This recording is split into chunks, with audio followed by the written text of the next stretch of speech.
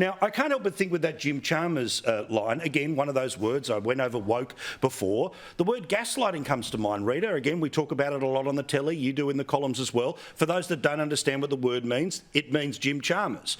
A subtle form of emotional manipulation that often results in the recipient doubting their perception of reality and their sanity.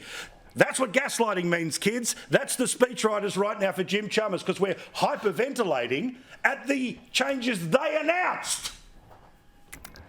Well, I tell you, this is a government that excels at gaslighting, whether it's the race-based referendum, The Voice, where if you don't support it, then you're waging a culture war, you're racist. If you don't support a race-based referendum, you're racist, follow that. But when it comes to criticism from the media, Richo said, you know, they get being a bit too sensitive. Well, they're a bit sensitive because they've had nothing but love. This is a government that has enjoyed the longest honeymoon. They've had so little scrutiny. Their stuff-ups have barely been covered. So now that they're actually getting some heat, not just from Sky News, but also from Nine and all the other media outlets. What else is there? ABC and the others. They're actually... Channel 2, I know. Well, Channel 2 is not getting too excited about super, but, you know, they'll cover it.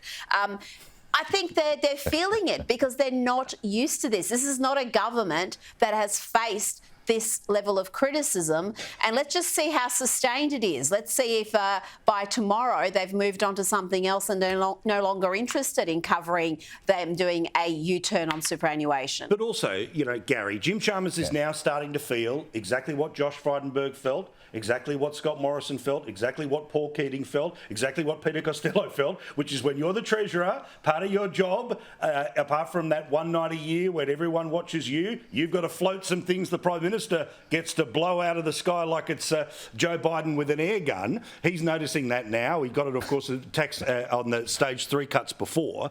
But I noticed that some of the, you know, all the marshalling has now gone in. There's a couple of news websites now that are basically trying to say that the Australian people are topping up millionaires with their superannuation accounts. Of course, yes, there are tax concessions for people who do have a couple of $1 million in their superannuation account, but we need to remember the tax-free threshold in this country is very, very, very high. That means there are millions of the poorest of us that don't pay any tax. So the idea that we're going to pretend that somebody on $40,000 working a casual shift is really paying for the bloke wearing a monocle and smoking a cigar, one half of that I am offended by, is BS, Gary.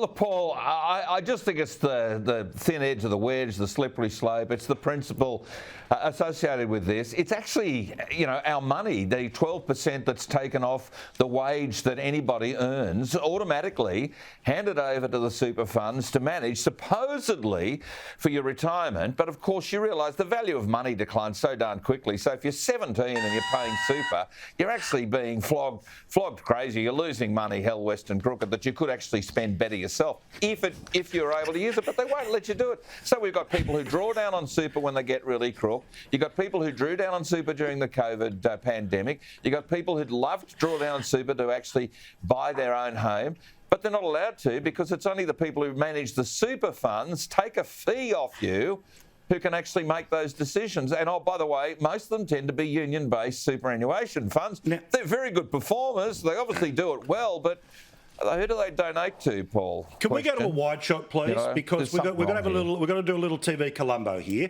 You might have just heard a primal scream that was let out while Gary was talking. Who was looking at their Instagram and didn't have it on mute? Was it Richo? Oh, he's not on it. No. Would that be you, darling? No. Was it your phone that was screaming at us mid-show? I mean, Barnaby Joyce was slurping drinks a couple of days ago. That was me expressing excitement at what Gary was saying. I was just overtaken by a fever, and I had to just do a woo. And I thought I did it internally, but it was externally. Well, you know what? Sometimes when you're right, you're right, and the ladies applaud. Rita, if that's true, you've got to get it off. Really. Oh, come on, Richo.